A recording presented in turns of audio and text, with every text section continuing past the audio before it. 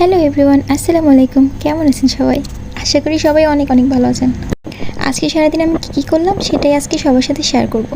ঘুম থেকে উঠে আমাদের যেই কাজটা থাকে সেটা হচ্ছে ব্রাশ করা। তো আমি ব্রাশ করা শেষ করে আমি সকালে নাস্তা করলাম। নাস্তায় ছিল ভাত আর ছোটো মাছের চচ্চড়ি। এরপর হাঁটতে হাঁটতে গেছিলাম বাইরে। তারপরে গাছ থেকে তাল পেড়ে নিয়ে আসলো, কারণ রাতে পিঠা বানাবে এই জন্য।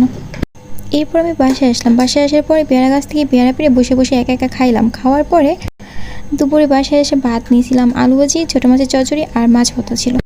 এরপর আমি ঘুম আসছিলাম। ঘুম থেকে ওঠার পরে আম্মু আমাকে কটকটি খাইতে খাইতে সন্ধ্যা হয়ে গেলে এরপরে দুধ সুজি, এটা কী রান্না করছে সেটা আমি জানি না, তবে রান্নাটা অনেক মজা ছিল।